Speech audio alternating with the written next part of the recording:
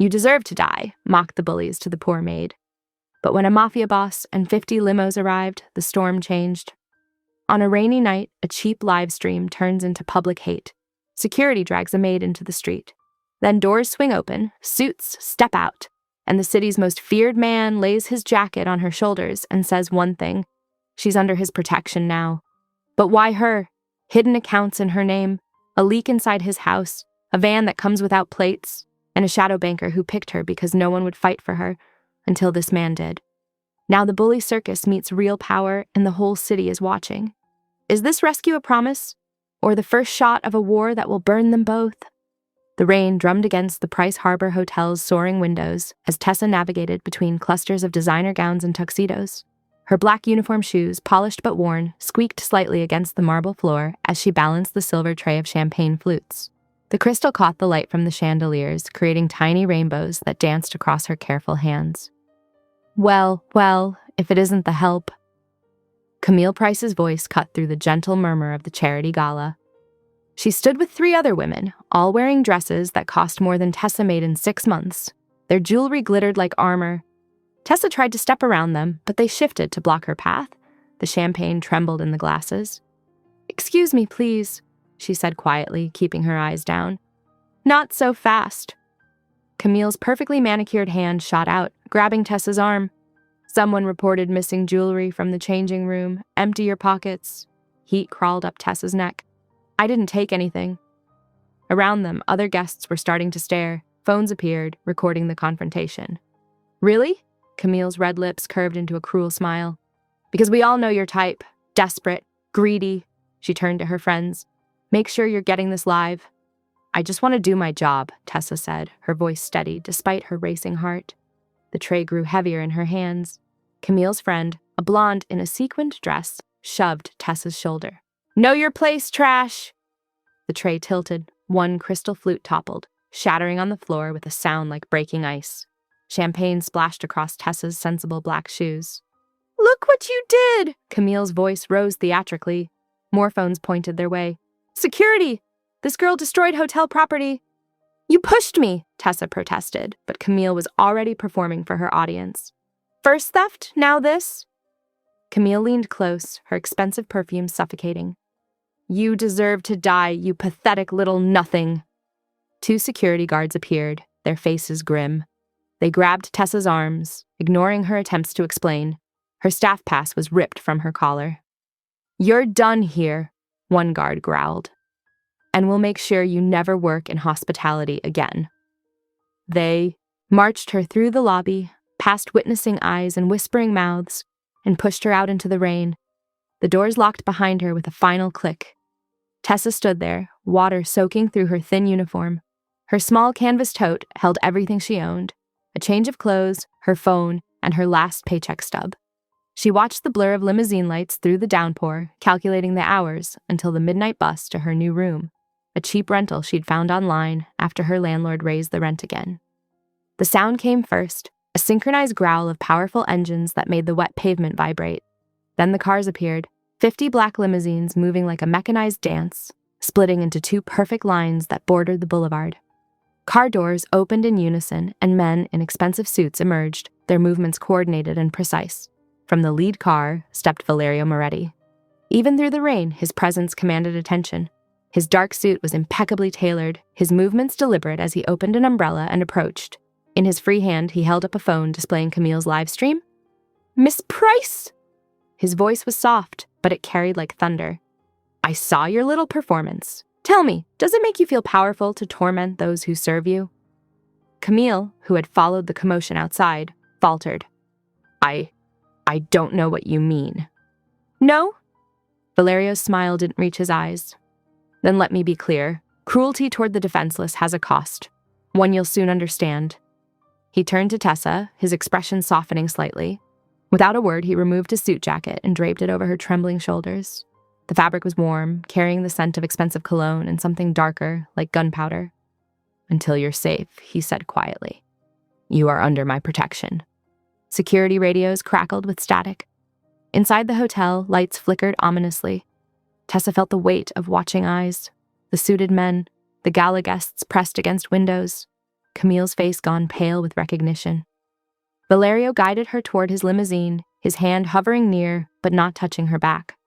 The car door opened silently, revealing leather seats and warm interior lights. Tessa slid in, her wet uniform squeaking against the expensive upholstery. As the convoy pulled away 10 minutes later, she sat straight-backed and tense, even as the jacket's warmth seeped into her bones. She might be in the car of the city's most feared man, but she made a silent vow. She would not be anyone's pawn in their power games, no matter how seductive the protection might seem.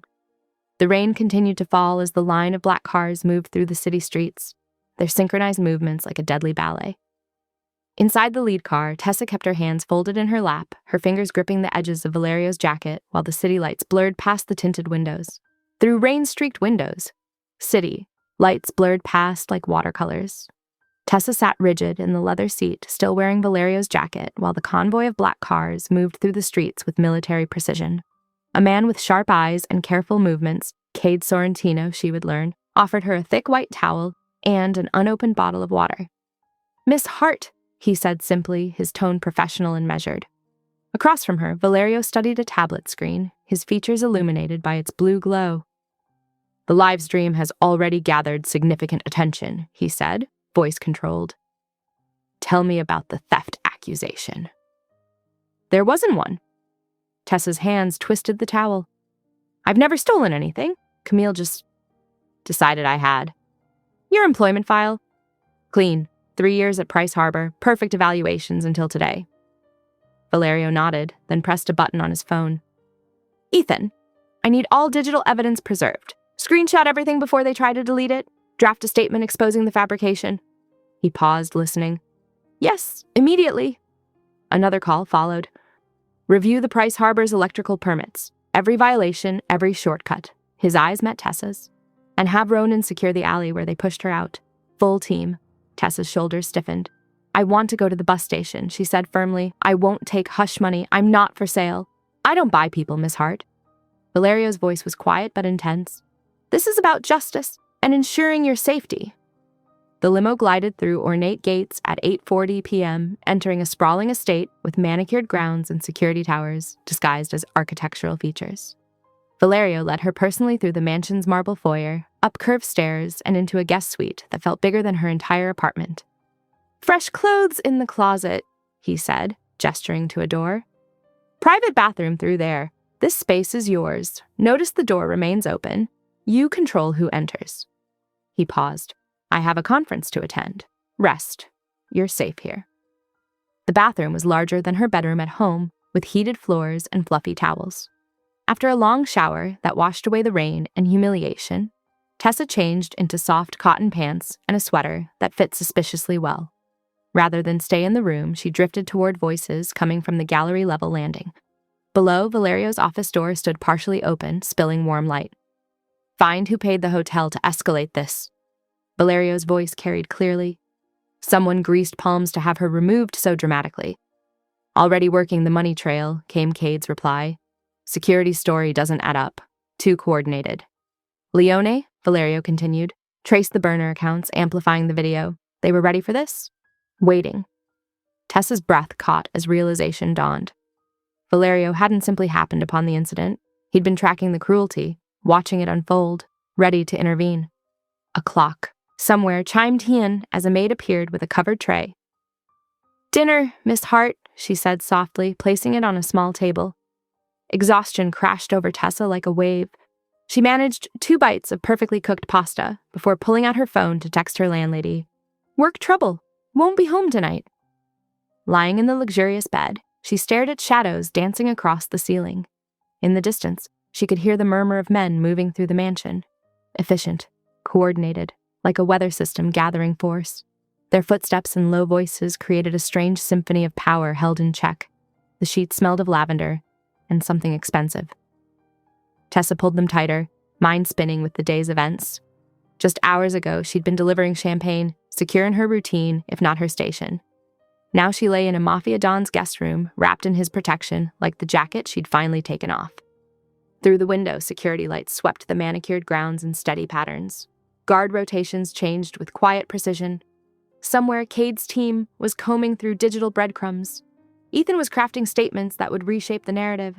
Leon was following money through shadow accounts. And Valerio.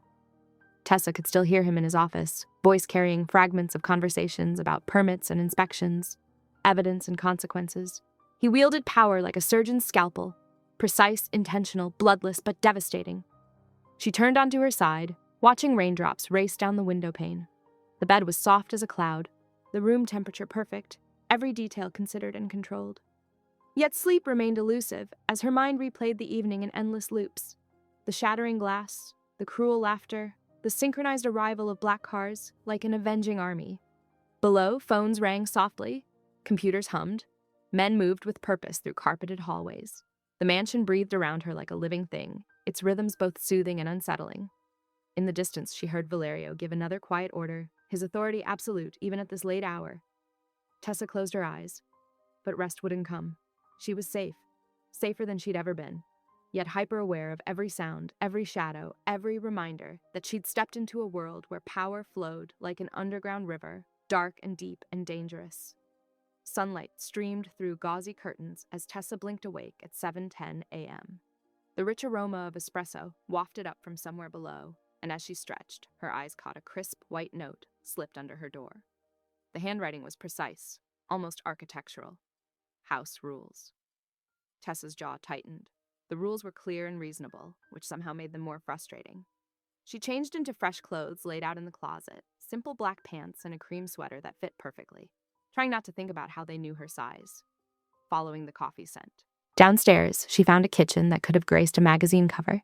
Stainless steel gleamed, marble counters stretched forever, and there stood Valerio, transformed from last night's formal don into something more human. Jacket discarded, sleeves rolled to expose strong forearms, focused intently on an elaborate espresso machine.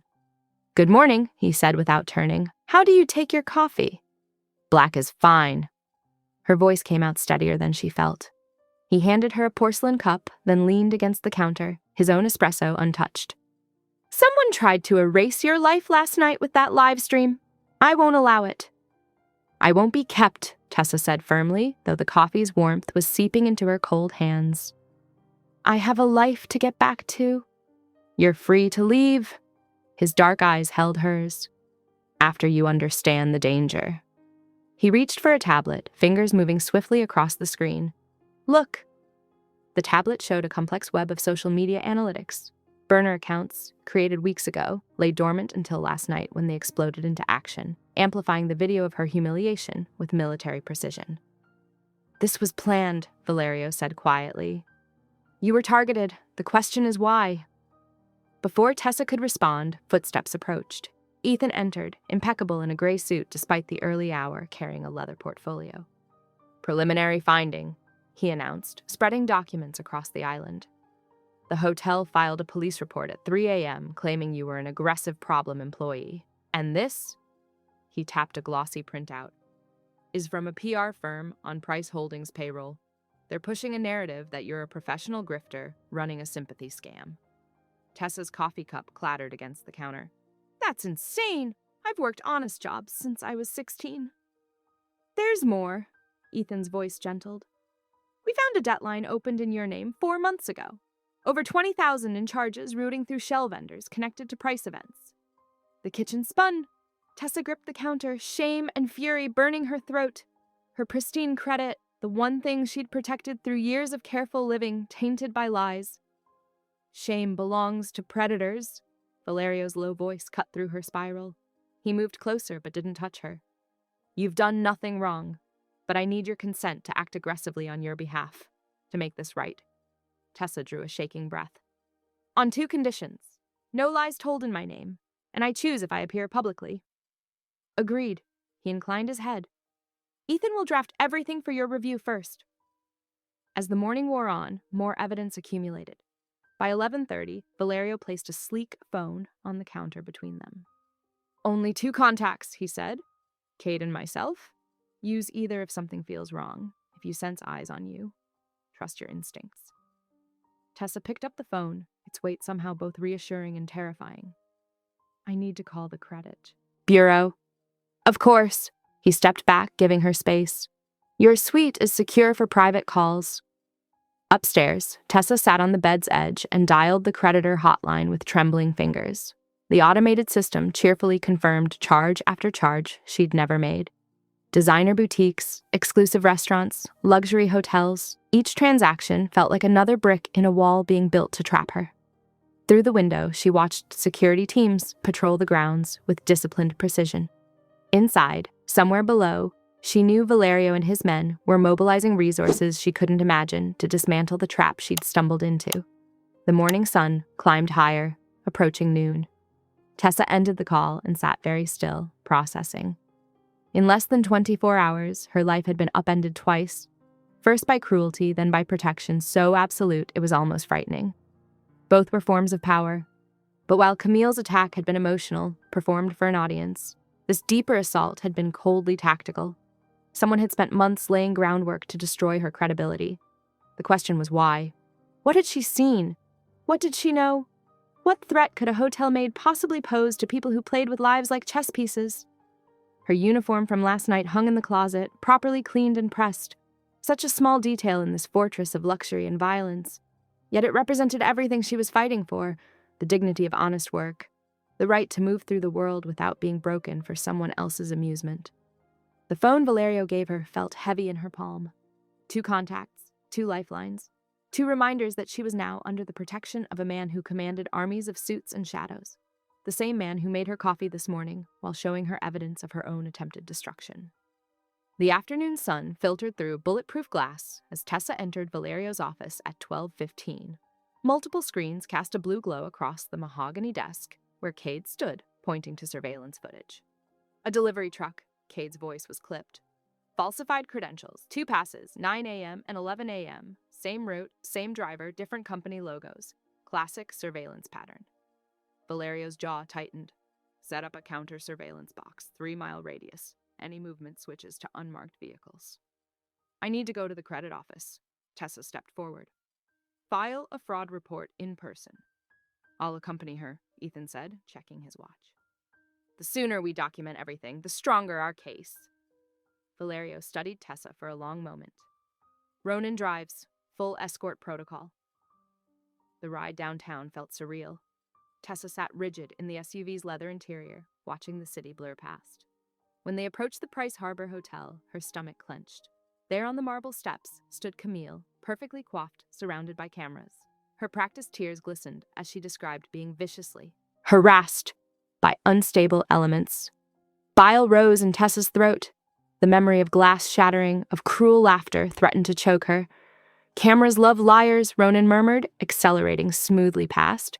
Keep rolling right past them. The credit office occupied the 7th floor of a glass tower. While Ethan guided Tessa through paperwork, requesting copies of forged documents, her phone buzzed. Unknown! You worthless thief! Unknown! You'll pay it back in screams! Tessa's hands shook as she showed Ethan the messages. Evidence, he said quietly, photographing the screen. Every threat strengthens our case. She recorded her official dispute statement, voice steady despite the tremors in her chest. Ethan's presence anchored her as she detailed the false charges, the coordinated attack, the escalating threats. The sun was low when they finally emerged. Tessa took 2 steps toward the SUV before Ronan's arm shot out, blocking her path. A white van glided from the side street. Too smooth, too deliberate. The rear door flew open, hands reached. Everything happened at once. Ronan slammed the SUV sideways, creating a barrier. A black sedan materialized behind them, Valerio's men pouring out with lethal grace. The would-be grabbers crumpled, their weapons clattering away. Get down! Ronan yanked Tessa across the console into the front seat, shielding her with his body as shots cracked the air. Head down, Kara! Valerio's voice came sharp through the radio. We have you. The drive back was a blur of precise maneuvers, the convoy moving like a single organism. By 3:40, they passed through the estate gates where Cade waited with fresh intel. Van plates traced to a shell company. He spread photos across the desk. Tied directly to Price Security, they're getting sloppy. Tessa stood in the office doorway at 4:10, exhaustion making her limbs heavy. The adrenaline crash left her oddly calm. Thank you, she whispered. Valerio turned. In 3 strides, he crossed to her. His hand came up, fingers brushing her cheek with impossible gentleness. Her breath caught.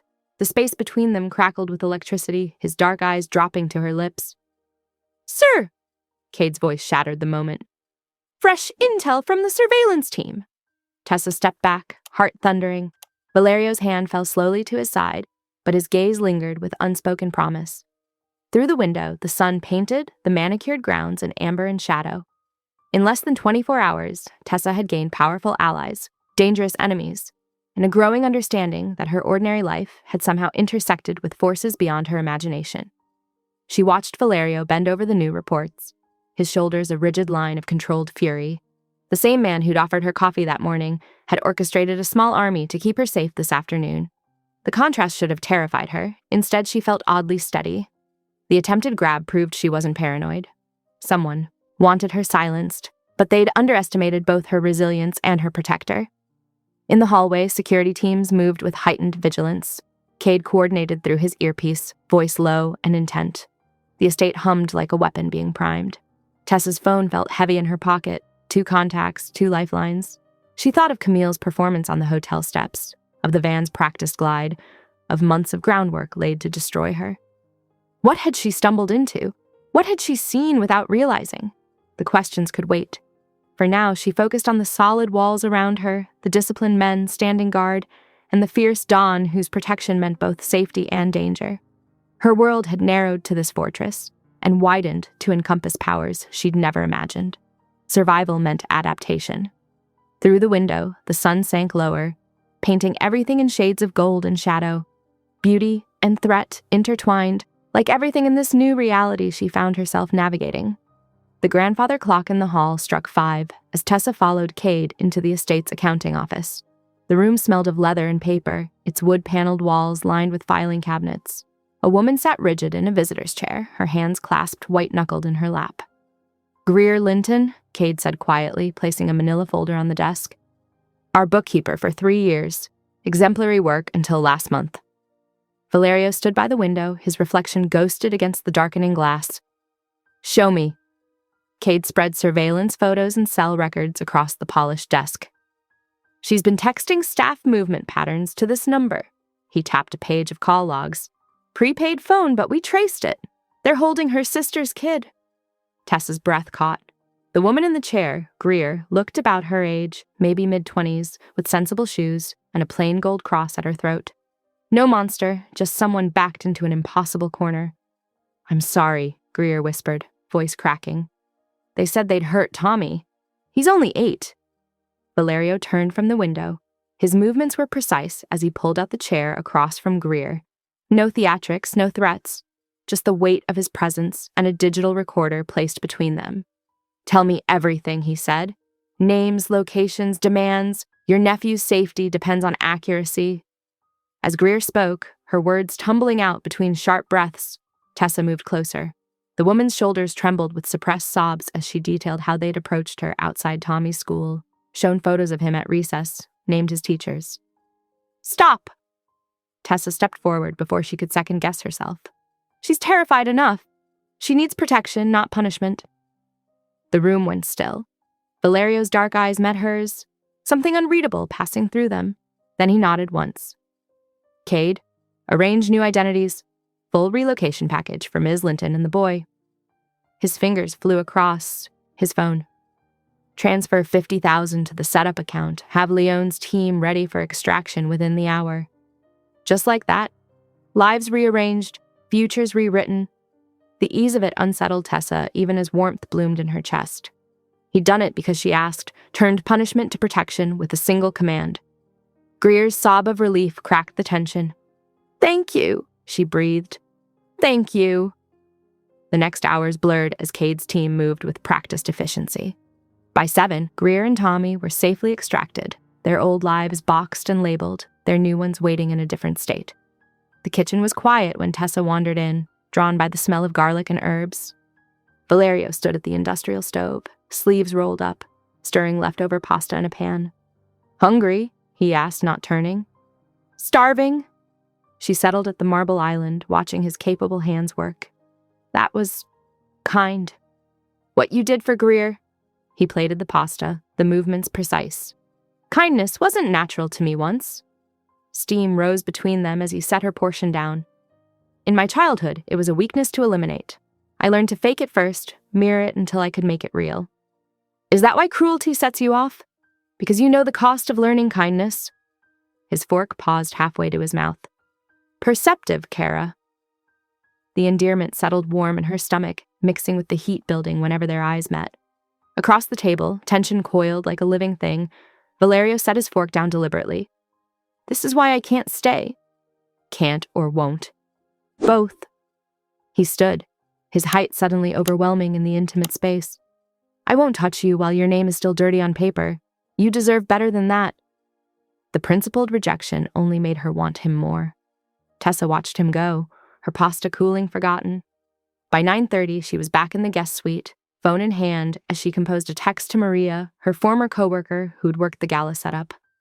Need your help clearing my name? Did you see anything unusual during prep? Outside, security lights swept the manicured grounds in programmed patterns. Rain began tapping against the windows, a gentle percussion that matched her typing. Tessa lay back on the bed, fully dressed, watching the ceiling as she waited for a response. The phone's weight in her hand grew heavier as exhaustion crept in. Between one blink and the next, she drifted off to the sound of rain, surrounded by the quiet vigilance of a fortress she was starting to trust. The estate settled into its nighttime rhythm. In his office, Valerio reviewed security footage, pausing on the image of Tessa defending Greer. In the surveillance room, Cade coordinated the night watch, his quiet commands ensuring no blind spots. And in the guest suite, Tessa slept, her phone still clutched loosely, while outside her window, armed men paced their routes and rain-painted silver trails down bullet-resistant glass. The grandfather clock struck 10, its chimes echoing through empty corridors. In the kitchen, 2 empty pasta plates sat in the sink, cooling evidence of a shared meal and unspoken promises. The estate's lights cast long shadows across manicured lawns as another security sweep brightened the grounds, then faded back to darkness.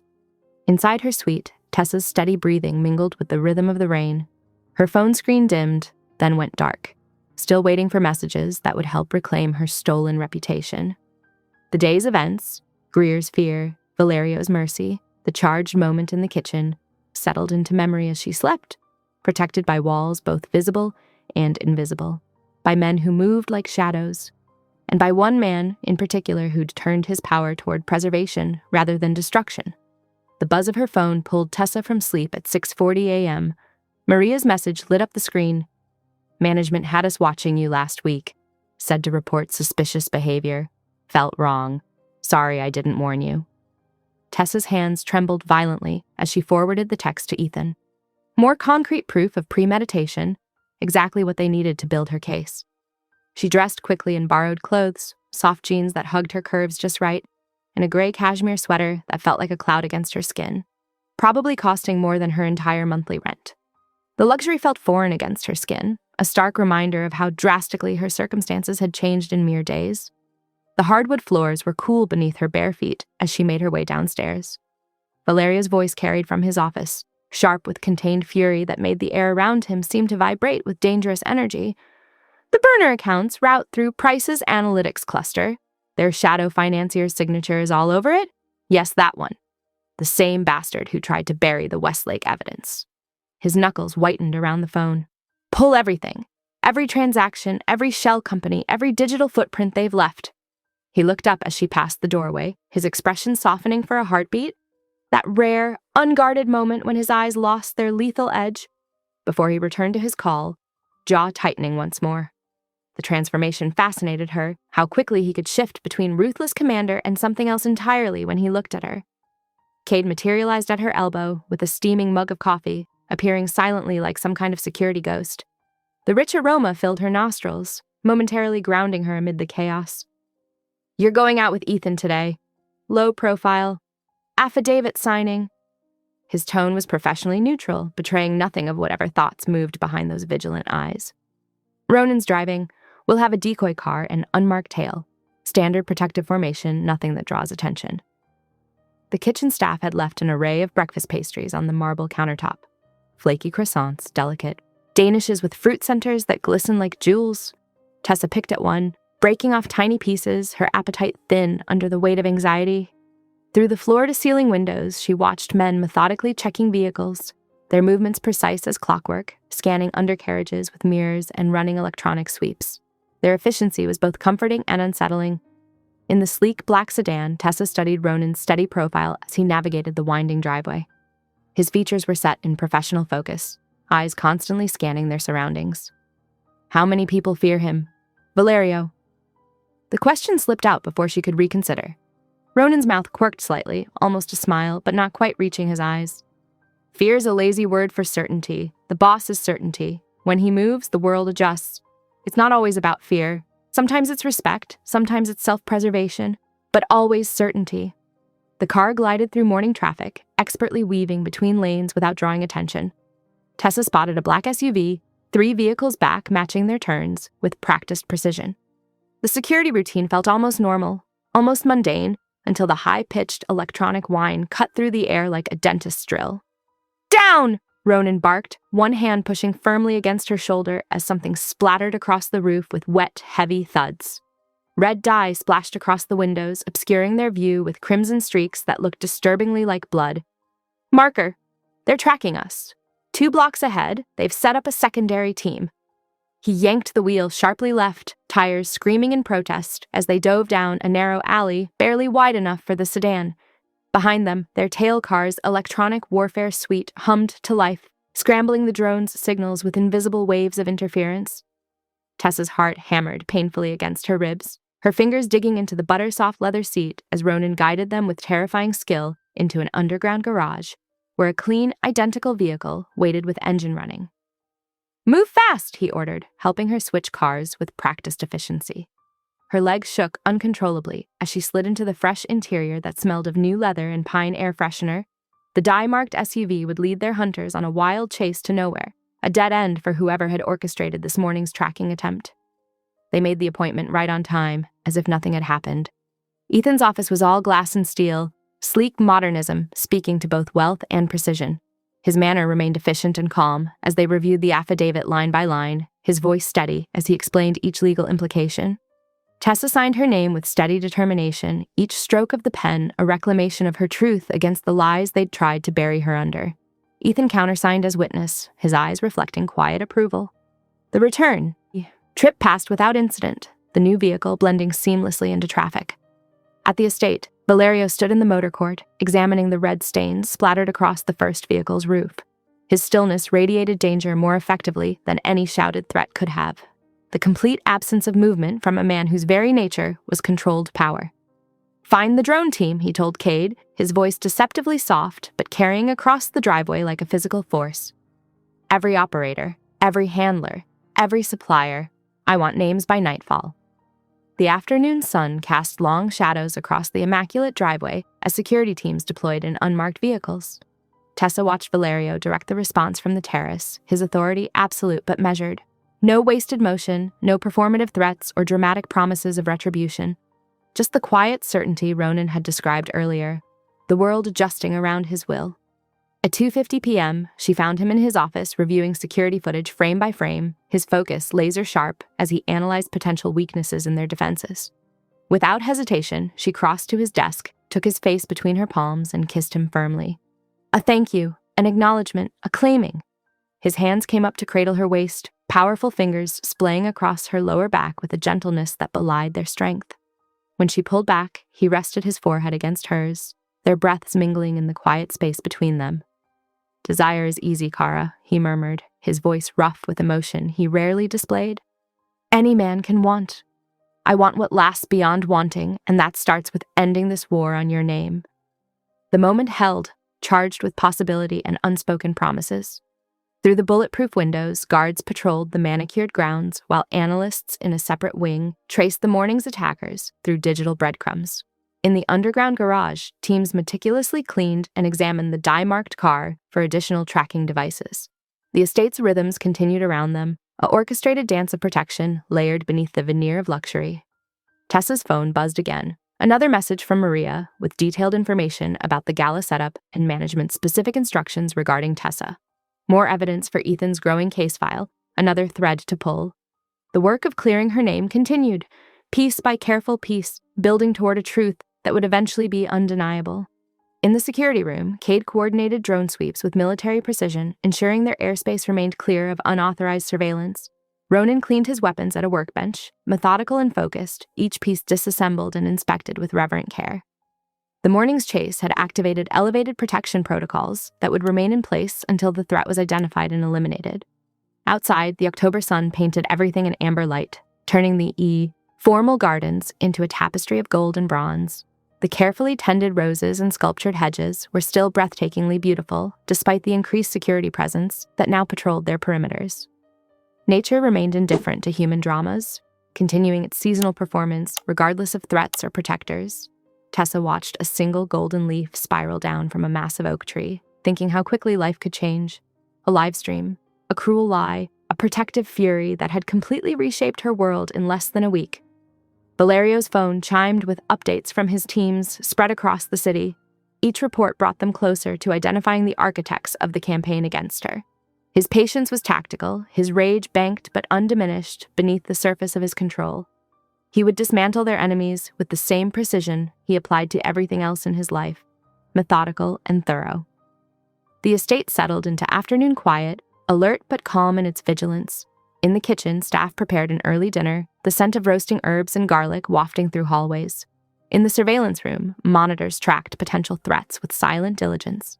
And in Valerio's office, the space between protection and possession narrowed to a single point of contact. Foreheads touched, breath shared, futures realigning in ways neither had imagined possible before fate and malice had brought them together. The atrium's screens flickered with Camille's polished image at 3:15 p.m. Her smile was camera perfect as she announced an impromptu charity soiree. "Tonight we'll unmask the truth about our little thief," she purred, managing to sound both concerned and vindictive. Valerio's jaw tightened as he watched from his position near the window. "Ethan, prepare a counter brief. Full documentation." His phone was already in hand, fingers moving swiftly as he contacted Giorgio Bellini, the city inspector who'd been itching for a reason to audit Price Harbor's permits. The man answered on the first ring. Tessa stood with her arms crossed, watching the announcement replay. The familiar shame tried to surface, but anger burned hotter. "I want to go on camera with you," Valerio turned, studying her face. "You understand the risk." "I'm done hiding. Let them see who they're really attacking." "If you'll let me hold the perimeter," he agreed, already signaling Cade to enhance security. The afternoon passed in careful preparation. Ethan assembled documentation while Cade's team swept the estate's grounds and approached roads. By 6:30 p.m., protesters had begun gathering outside the gates, their signs echoing Camille's carefully crafted narrative. "No more lies. Return what you stole. Justice for Price Harbor." At 6:45 p.m., the cameras went live. Floodlights illuminated the space before the gates where Valerio and Tessa stood, his presence solid beside her. The protesters' chants created an angry backdrop. "Let's discuss facts," Valerio began, his voice carrying effortlessly. He laid out the evidence methodically, screenshots of the shell accounts, copies of the forged debt documents, timestamps showing the coordinated amplification of the smear campaign.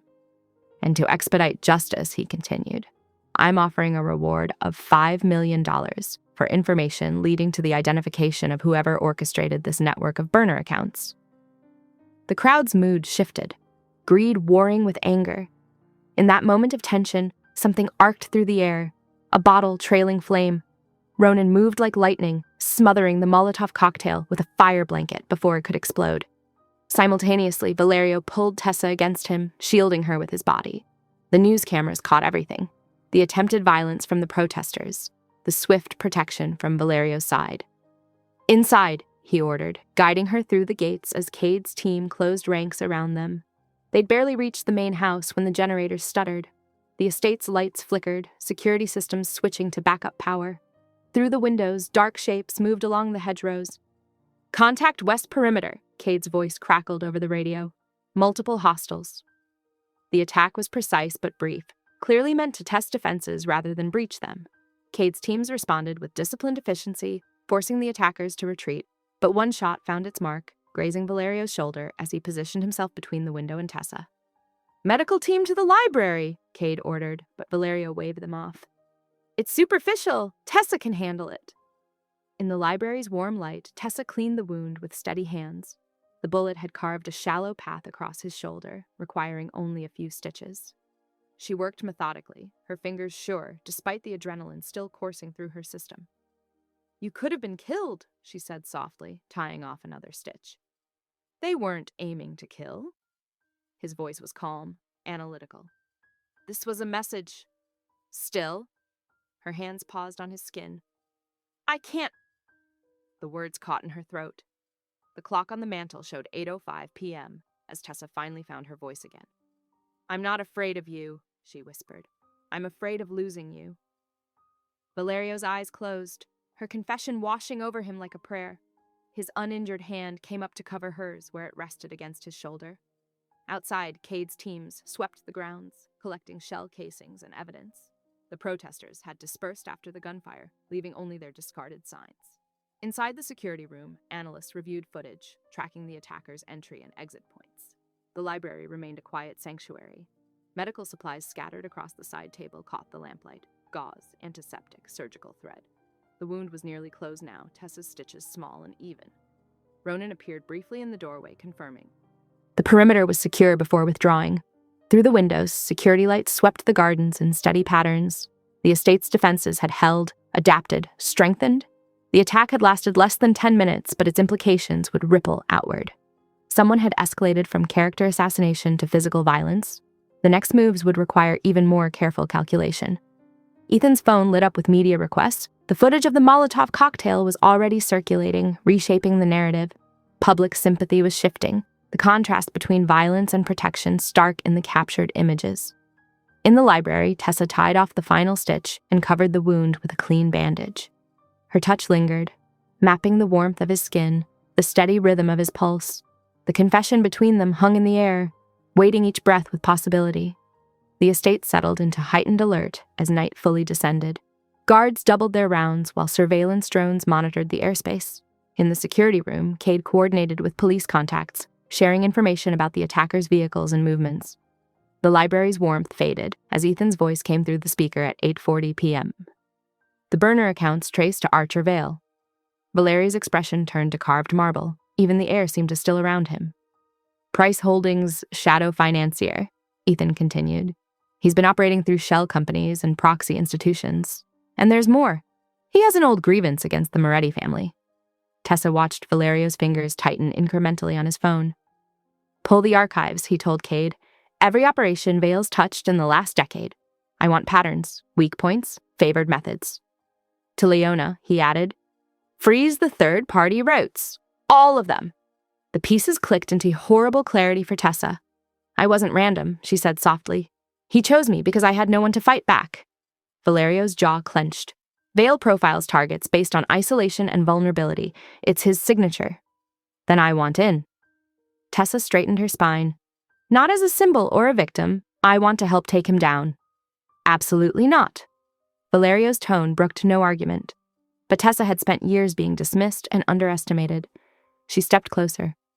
"I'm already involved. He made me involved when he decided to destroy my life." "This isn't about pride or revenge." "No, it's about choice," she cut in. "My choice. My life." The tension crackled between them as guards moved quietly through the halls, checking windows and doors. Security monitors cast blue light across the wooden floors. "I won't risk you," Valerio said finally. "Then let me bargain." Tessa met his gaze steadily. "You have a plan forming. I can see it. Give me the right to choose where I stand during operations, and I'll follow your lead on ending this quickly." "Days, not months," he specified. "Agreed." The house settled into midnight quiet. Upstairs in her room, Tessa scrolled through hateful comments until her eyes burned. Each one dripped with manufactured outrage, programmed responses from Vale's network. She forced herself to put the phone down and lay in the dark, listening to the occasional murmur of guards changing shifts. Sleep came in fits and starts. Sometimes she heard voices from Valerio's office. Cade reporting surveillance updates, Leone confirming financial blocks, Ethan parsing legal angles. They were building something, a trap within a trap. Dawn painted the eastern sky in watercolor hues as the plan took shape. Vale's operation depended on a warehouse where he laundered invoices into legitimate-looking transactions. Take the warehouse, capture both ledgers and the accountant alive, and they could flip the narrative with hard evidence. Tessa stood at her window at 6:10 a.m., watching the convoy prep for movement. Black SUVs lined up with military precision as Cade's teams did final weapons checks. The morning air carried the scent of rain. She pressed her palm against the cool glass, making a promise to herself. She would not be the woman events happened to. Not anymore. Not ever again. In the driveway below, Valerio emerged from the house in a black suit that made him look carved from shadow. He moved with controlled purpose, speaking quietly to Leon while indicating positions on a tablet. Teams were already in place around the warehouse, according to the radio chatter. They'd identified Vale's security rotation schedule and found the weak points in his surveillance network. Everything was timed to precision. Cade appeared at Valerio's shoulder with updated satellite images showing employee arrivals. The accountant, Marcus Chen, always came in at 7:30 a.m. through the south entrance. They would take him there, quick and clean. Supply trucks rumbled through the gates as cover for additional personnel. To anyone watching, it looked like normal morning deliveries, but Tessa could see the careful choreography beneath, how each vehicle positioned itself for maximum coverage, how the drivers maintained precise spacing. The estate buzzed with controlled energy. Guards rotated positions smoothly, radio checks came in clear and regular, weapons were distributed with practiced efficiency. This was Valerio's world, the swift, silent application of overwhelming force. In the security room, screens showed thermal imaging of the warehouse interior. 16 heat signatures moved in predictable patterns. The vault containing the ledgers was in the northwest corner, requiring 2 separate keycards plus a biometric scan. Leon had already compromised the building's backup generator and identified which circuit breakers would kill the security cameras without triggering alarms. They would have exactly 47 seconds of darkness before the emergency systems engaged. Ethan arrived with a thick folder of documents. Everything they'd need to prove Vale's pattern of targeted harassment and financial fraud once they had the ledgers. The legal groundwork was laid, waiting only for evidence. Ronan checked in from his advanced position, confirming the warehouse loading dock was operating on schedule. No signs they'd been made. Vale's overconfidence would be his undoing. He never expected anyone to strike directly at his legitimate business front. The morning light strengthened as 6 o'clock turned to 6:15. More teams arrived in unmarked vehicles, melting into position around the estate's perimeter. They would move out in waves, staggered to avoid drawing attention. Tessa watched it all, absorbing the rhythm of preparation. She understood now why Valerio succeeded where others failed. This wasn't about brute force or intimidation. This was strategy, patience, the careful arrangement of pieces before a single move was made. Below, Cade did a final radio check with all units. The convoy would roll in exactly 12 minutes. Everything was in place, the trap, the timing, the backup plans for the backup plans. This was what justice looked like in Valerio's world. Not the performative outrage of social media, but the methodical dismantling of someone who thought themselves untouchable. Vale had built his power on making others feel helpless. Now that same power would be turned against him. The motor court buzzed with controlled energy at 7 a.m. as Valerio laid out the operation. Teams gathered in tight formation while he detailed each role with surgical precision. Cade leads entry through the main doors. Ronan secures the side entrance and holds it. Leon runs point on extraction once we have the target and materials. Valerio's voice carried clear authority. Ethan monitors from the perimeter, ready with legal coverage if needed. His gaze landed on Tessa last, hardening slightly. You stay here. The warehouse is almost certainly a trap, and I won't risk you walking into it. She opened her mouth to argue, but he was already moving, issuing final commands through his earpiece. The convoy rolled out in synchronized motion, leaving her standing alone in the morning chill. 15 minutes. That's how long it would take them to reach the warehouse. Tessa paced the empty motor court, mind racing. Partnership meant equal risk, not being left behind like something fragile. The backup sedan sat in the garage, prepped for emergency extraction. She made her decision quickly, slipping inside and popping the trunk. With a small flashlight and water bottle tucked into her jacket, she climbed in, pulling the lid closed with trembling fingers. Her phone glowed in the darkness as she texted her landlady, "We'll get my bag tomorrow, if all goes well." Then she waited, counting breaths to stay calm in the confined space. The car started moving 15 minutes later, just as she'd calculated. Her muscles cramped, but she stayed silent as they passed through checkpoints. The sedan finally stopped, and she heard muffled voices discussing gear checks. When the trunk opened for equipment access, Cade's face appeared above her. He muttered a soft curse. "Get out. Now." Valerio's voice carried barely controlled rage as he strode over. "Lock her in the car until extraction is complete." But the operation was already in motion. Teams moved into position around the warehouse's perimeter while Tessa was hustled into the back seat. Through tinted windows, she watched Valerio's men slip inside like shadows. Minutes crawled past. The warehouse's metal siding gleamed dully in the morning light. Security cameras tracked steady patterns, their red lights blinking in rhythm. Movement flickered across the catwalks inside. Dark figures appeared and vanished along the mezzanine level. Through her earpiece, she heard tactical chatter as teams located the ledger storage. Then everything went wrong. Vale's men materialized from hidden positions, flooding the upper walkways with raised weapons. Exit routes disappeared behind walls of armed bodies. The trap had sprung exactly as Valerio predicted. At 7:40 a.m., feedback shrieked through hidden speakers. A voice filled the warehouse, cultured, sneering, dripping with manufactured amusement. "Welcome to my humble operation," Archer Vale's voice echoed, and a special greeting to our guest of honor, the little maid who thought she could become a queen. Papers rustled over the speaker system. "Let's review your employment history, shall we? Terminated from 3 positions for suspected theft. Numerous complaints about attitude. A pattern of insubordination." Vale's voice gained a sharper edge as he continued reading from what was clearly Tessa's old HR file. Each word was selected to humiliate, to reduce her to nothing but a list of failures. Through the warehouse windows, she could see Valerio's expression shift from tactical focus to something darker. His glance toward the car where she sat contained equal measures of fury and fear. Fury at her disobedience, fear for what it might cost. Teams held position, fingers tight on triggers, as Vale's voice filled the rafters.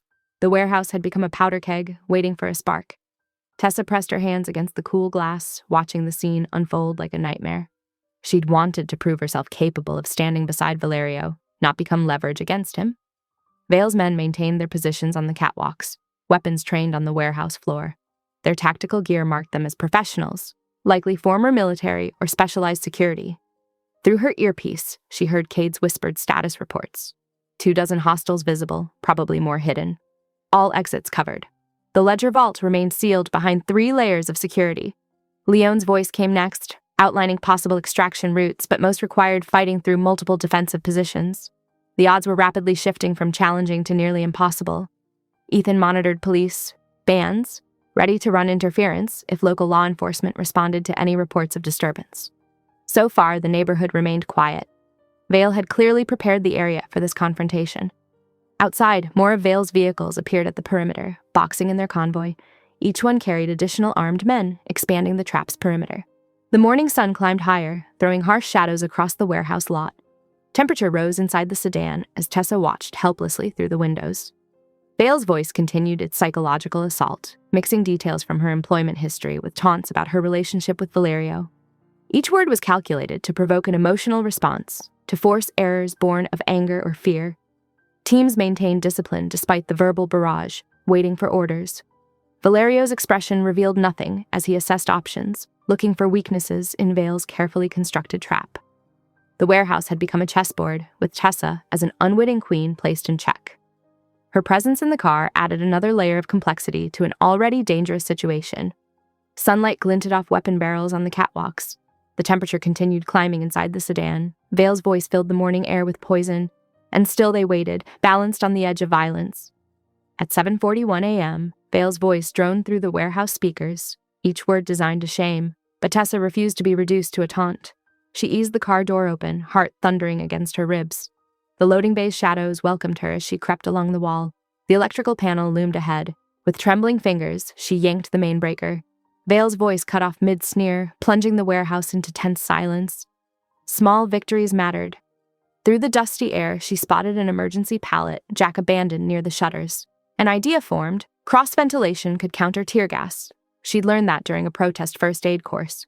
Moving low, she dragged the heavy Jack toward the exit shutters. Metal scraped against concrete as she wedged the shutters open.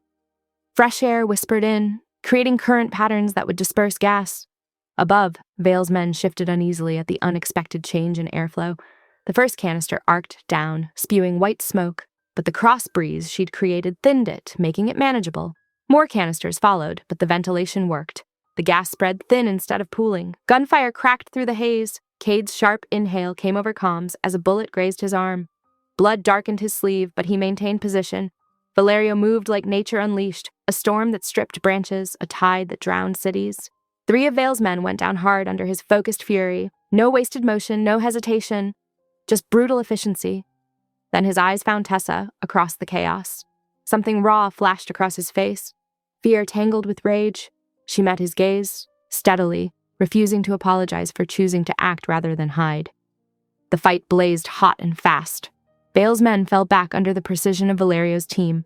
Smoke drifted through broken windows as sirens began to wail in the distance.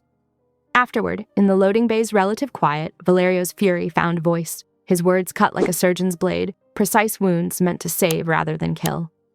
"There is no we in war zones," he said, voice tight with controlled anger. "You're done with me, effective immediately." "I won't apologize for refusing to be helpless," Tessa replied. "This isn't about help, it's about survival," his jaw clenched. "You're done, for your own good." The word done echoed louder than safe in her mind. She straightened her spine, lifted her chin, and walked out. When Cade offered a ride, she shook her head. The rideshare driver gave her odd looks. She still had warehouse dust in her hair, but delivered her to Maya's third-floor walk-up without comment.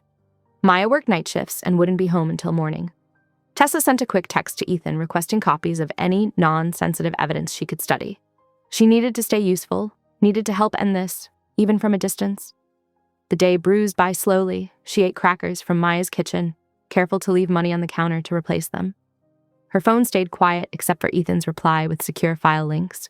She spread her notes across Maya's coffee table, tracking burner account patterns. Each footstep in the hallway made her glance at the door, but no one stopped.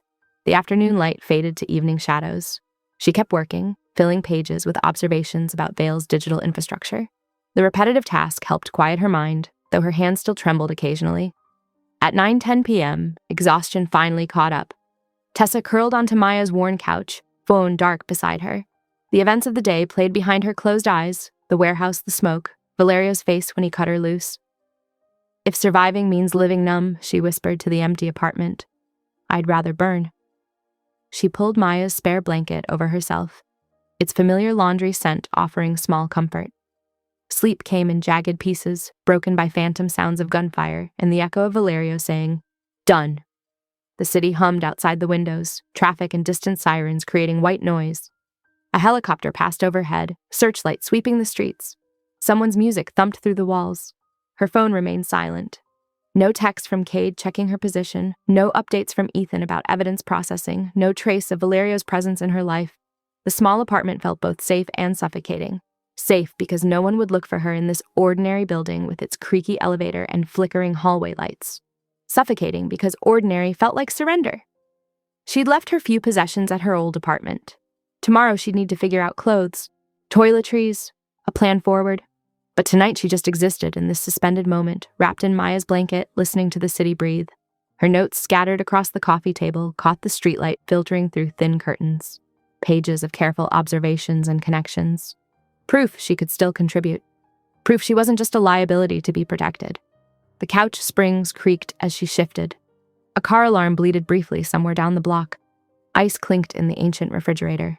Normal sounds of a normal night when nothing about her situation felt normal anymore. Sleep pulled at her edges, but her mind kept cycling through the warehouse scene, the crack of gunfire, the sting of tear gas, the way Valerio had looked at her, like she was simultaneously precious and impossible. The blanket smelled of Maya's lavender fabric softener. Tessa buried her face in it, letting the familiar scent ground her as consciousness began to fade. Her last thought before drifting off was that tomorrow she would prove Valerio wrong about her being done.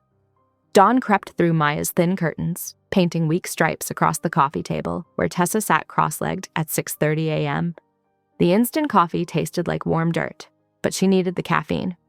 She spread her notes from Ethan across the scarred surface, drawing connections between shell vendors and Vale's holdings with a borrowed pencil.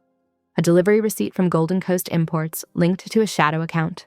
3 wire transfers through defunct cleaning services connected to Vale's summer properties. Each piece was small, but together they formed a pattern of financial manipulation that made her blood boil. By mid-morning, the first paparazzi arrived. They clustered on the corner with long lenses, hoping to catch the maid who'd sparked a war between Valerio Moretti and Archer Vale. Tessa stayed away from the windows, working in the apartment's dimmer corners. Her phone buzzed constantly with notifications. Social media threats grew more specific, more violent. Someone posted her old employee photo with a red X drawn across it. Another account promised she'd get what's coming before sunset. At 11, an old brown sedan parked across the street. Tessa noticed it only because it was too ordinary, too carefully positioned for a clear view of both the building's entrance and fire escape. She documented the plate number in her notes, along with the time and a rough description of the driver. The sedan didn't move except to refill the tank and return to the same spot. Hour after hour, Tessa tracked its presence while pretending to ignore it. Her hand itched to dial Valerio's number, but pride kept her fingers still. She didn't need his protection. She could handle this. Maya texted during her break at the hospital, asking if Tessa needed anything. Tessa replied that she was fine, just doing research. She didn't mention the car outside or the growing knot in her stomach. The afternoon.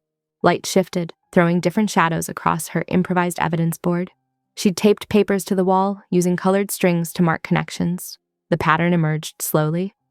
Vale's company structure looked like a spider's web, with legitimate businesses hiding darker operations.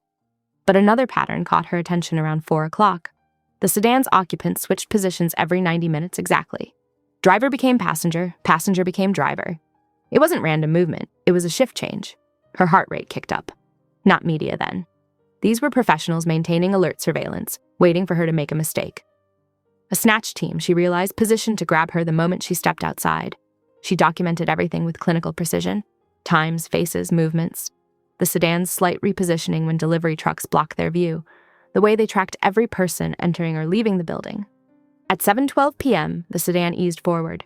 2 men in dark jackets approached the building's stoop, moving with purposeful casualness. Tessa's hands trembled as she finally pulled out her phone and selected the starred contact she'd sworn not to use. "Valerio," she typed. His response came instantly. "Move!" She shoved her notes into Maya's canvas tote, along with her phone and wallet. The sound of heavy footsteps in the stairwell made her pulse spike. She dragged a kitchen chair to the door and wedged it under the handle. The fire escape beckoned through Maya's bedroom window. Tessa pushed it open, wincing at the squeal of old metal. The iron platform was slick with evening dew as she climbed out. Rather than going down, she went up 1 floor, moving as quietly as possible. The window above Maya's was unlocked, typical old building security. Tessa eased it open just enough to slip through if needed. Below, boots thudded in the hallway. Male voices murmured, discussing entry points. She crouched on the fire escape, breath forming small clouds in the cooling air. The sedan's doors opened with muted thuds. More men emerged, spreading out to cover potential escape routes. Tessa pressed herself against the brick wall, willing herself to be still and silent. In the distance, engine sounds approached, smaller vehicles moving fast and quiet, running dark. A convoy turning onto her block without headlights. The metal grating beneath her feet transmitted every tiny vibration. Someone was climbing the fire escape from below, moving with careful precision. Above her, footsteps crossed the roof. They were boxing her in methodically, professionally. Her fingers clutched the tote strap, knuckles white. The notes inside represented days of work, evidence that could help bring Vale down. She wouldn't let them take that from her. She wouldn't let them take her either. The evening air carried traces of cigarette smoke from the men below, along with the eternal city sounds of traffic and distant sirens. A helicopter throbbed, somewhere to the east. A cat yowled in the alley. She could hear steady breathing below her, getting closer. The climber was being cautious but confident, expecting to find her trying to flee downward. They hadn't spotted her higher position yet. Through gaps in the wrought iron, she watched more dark figures emerge from the sedan. They moved with military precision, covering angles, maintaining communication with small hand signals. This wasn't a random grab team. This was a coordinated tactical unit. The convoy's engines grew louder, still running without lights. She didn't dare look toward the sound, keeping her focus on the immediate threats. The climber was only 1 level below now. The roof team had gone silent, but she could feel them positioning above. At 7:16 p.m., Tessa held perfectly still on her narrow metal perch. Her breath clouded in the growing dark as boot steps echoed off brick and pavement. The sedan's doors stood open like a waiting trap. And in the distance, something meaner and more determined than a snatch team turned onto her block, running dark and deadly quiet. At 7:18 p.m., silence descended on the street like a held breath. Valerio's convoy materialized from the shadows, black vehicles boxing the sedan with surgical precision. Cade's team rolled into position, cutting off escape routes, while Ronan's unit circled behind, creating a deadly trap. Valerio moved like a predator unleashed, taking the building's steps 3 at a time. His footfalls echoed through the stairwell as he shoved through the entrance door. The sound of a battering ram thundered against Tessa's apartment door upstairs. He spotted her on the fire escape, silhouetted against brick. In 3 fluid steps, he reached through the window and hauled her inside, just as splintering wood cracked above them. His hands gripped her shoulders, checking for injury. "You can't cage me without a voice," Tessa hissed in the dark hallway, anger and hurt threading through her words. "I won't be a symbol you protect and dismiss." "Fear made me cruel," he admitted roughly. "The thought of losing you. I'm not yours to lose if you push me away." Their argument collapsed as he caught her face between his hands. The kiss was fierce, desperate, muted by another thundering strike against her door. Tessa clutched his jacket, tasting coffee and gunmetal in need. A crash echoed from above as Vale's team breached the apartment. Valerio pulled back just enough to speak against her lips. "Trust me now?" She nodded once, sharp and certain. The next 6 minutes unfolded with military precision. Valerio's men swept through the building while Cade's team disabled the sedan, slashing tires and yanking wires. The snatch team ended up face down on the sidewalk, zip-tied and surrounded by armed guards. Neighbors peeked through curtains as the block was methodically cleared. In the relative quiet afterward, Valerio outlined his plan. "Vale will come himself for verified evidence. We set up a fake exchange by the waterfront cranes at 9, but you choose. Stand with me or stay back." "I'll stand with you," Tessa said. "On one condition, the city watches. No more shadows." They spent the next hour positioning phones and lights around the crane yard. The massive steel structures loomed overhead, their shapes stark against the night sky. Camera angles were tested, sightlines confirmed. Ronan's team tucked themselves into strategic corners while Cade coordinated the perimeter. At precisely 9 p.m., Vale's car rolled into view. He emerged dragging Camille with him, using her polished image as moral cover. Her designer heels clicked against concrete as she stumbled, mascara smeared from crying. Tessa stepped forward, phone ready but hidden. Vale's smile was razor-sharp as he approached. "The maid who thought she could be more," he sneered. "Ready to confess your crimes?" "Tell me how you chose me," Tessa said, keeping her voice steady. "Why target a hotel maid?" Pride loosened his tongue as Valerio's men silently closed ranks behind him. "It's about the profile. No husband, no father, no connections. No one to fight back when the narrative turns. You were perfect, isolated, vulnerable, expendable." Tessa's hand emerged with the phone, its live stream already running. Vale's face transformed as understanding dawned. The trap had sprung. Gunshots cracked through the night. Vale lunged for Tessa with a snarl, but Valerio was faster. He took Vale down with brutal efficiency, the impact echoing off steel and concrete. Sirens wailed in the distance, growing closer. Blood trickled from Vale's split lip as police lights began painting the crane yard in strobing red and blue. Camille huddled against a container, sobbing. Camera phones glowed from surrounding buildings where residents captured the scene. At 9:22 p.m., Tessa stood in the chaos with trembling hands pressed to Valerio's jaw. His pulse raced beneath her fingers as he breathed out words like a prayer. "You are mine because you choose me," he whispered fiercely. "And I am yours because I can't breathe otherwise." She traced the sharp line of his cheekbone, feeling the tension drain from his muscles. Around them, officers secured the scene while evidence teams documented everything. The livestream had captured it all. Vale's confession, his targeting of vulnerable victims, the entire cruel machinery of his operation laid bare. The waterfront wind carried the tang of salt and diesel, ruffling Tessa's hair as she leaned into Valerio's solid warmth. Emergency lights painted moving shadows through the industrial landscape. Radio chatter and slamming car doors created a chaotic symphony. Cade approached with quick, efficient steps to report the scene's status. Crime scene tape fluttered as Tex strung it between containers. Camille was being escorted to a patrol car, her designer dress streaked with dirt. Vale sat handcuffed in the back of another cruiser, rage twisting his features as reporters gathered at the perimeter. The massive cranes towered above it all, their steel bones washed in shifting police lights. They stood like silent sentinels over the justice being served beneath them. The city sparkled beyond, its lights reflecting off the dark water where small waves lapped against the docks. Morning light streamed through city windows as phones buzzed with notifications. The livestream had gone viral overnight, Vale's cold confession playing on repeat across news channels. By 10:30 a.m., public sentiment had shifted decisively. Social media exploded with support for Tessa and fury at the calculated cruelty of Vale's operation.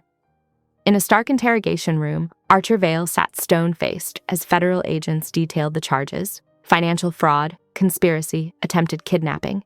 His empire of shell companies crumbled under forensic accounting.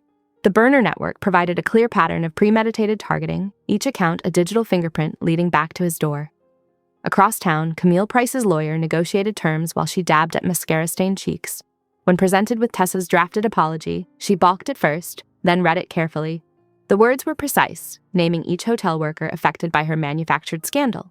No vindictiveness, just clean truth. She recorded the statement with shaking hands, her polished image finally cracking to show something real underneath. Price Harbor's board of directors, seeing the shifting winds, moved quickly to minimize damage. They announced a settlement package that included back wages plus interest for affected staff. The Worker Protection Scholarship, in Tessa's name, was their attempt at legacy repair, though she insisted the funds be managed independently. Valerio's response was characteristically thorough. He opened his books to auditors, establishing transparent charitable giving channels. A permanent budget line appeared for victim advocacy programs. Throughout his territory, a new rule crystallized. Cruelty to the defenseless meant war with him. The message spread in whispers and nods of understanding. Tessa chose her path with careful deliberation. The foundation she launched operated quietly, providing legal counsel to service workers navigating similar mazes of power.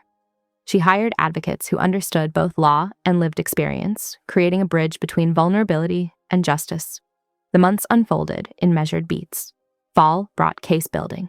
Long hours, poring over documents, connecting victims with resources, watching Vale's network dissolve under investigation.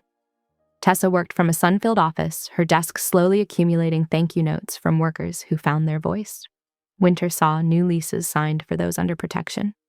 Greer and her child settled into a fresh start, their safety guaranteed by both legal frameworks and Valerio's quiet influence. Other families followed, each relocation a small victory against fear. Spring arrived with gentle persistence. One morning at a local market, Tessa realized she hadn't received a hate message in weeks. She stood among the flower stalls, breathing in the scent of lilies while vendors called cheerful greetings. The weight of constant vigilance had lifted so gradually she barely noticed its absence. Their wedding came in early summer, intimate by design, with only those who'd earned trust attending. But outside the small chapel, 50 black limousines lined the street in perfect formation. Not a show of force this time, but a tribute to that rainy night when Justice wore a suit and carried an umbrella. The driver stood at attention, a guard of honor for the maid who became more than anyone's victim. Evening settled over their home with gentle grace. Tessa curled on the living room sofa, swimming in Valerio's borrowed suit jacket as she reviewed case notes. The Foundation's latest project involved creating a template for service industry workplace protections.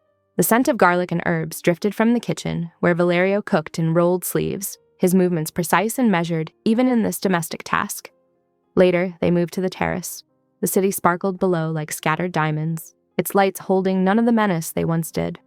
Valerio pulled her into his lap, one hand spanning her waist while the other traced idle patterns on her knee.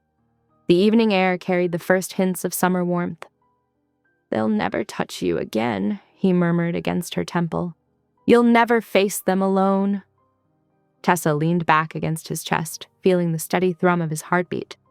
"We don't let anyone face them alone now." Rain began falling, soft as a benediction. Fat drops caught the glow from inside, turning to liquid gold as they fell. Through the terrace doors, their home's lights warmed from bright to amber, creating a cocoon of safety and belonging. Valerio lifted her hand to his lips, pressing kisses to each finger with reverent care. All his power, all his careful control, distilled into this gentle worship. The man who once commanded an army now poured his strength into loving her well. The city hummed in the distance, its rhythm changed by their story. In office break rooms and hotel corridors, service workers spoke of hope. In corporate boardrooms, executives weighed their choices more carefully. And in this moment, wrapped in rain-scented peace, Tessa and Valerio held the quiet victory of love that refused to break. Inside, phones buzzed with Foundation updates and security reports. Files waited for morning review. The work continued, reshaped but not ended by their happiness. But for now, there was only the rain's soft music, the warmth of shared breath, and the profound rightness of being exactly where they chose to be. Through the glass doors, their home glowed like a lighthouse, each amber-lit window a beacon cutting through the gentle storm. The rain painted everything clean, washing away old, fears and feeding new growth. Summer stretched ahead, full of promise and possibility, while the past faded like old photographs, important but no longer defining.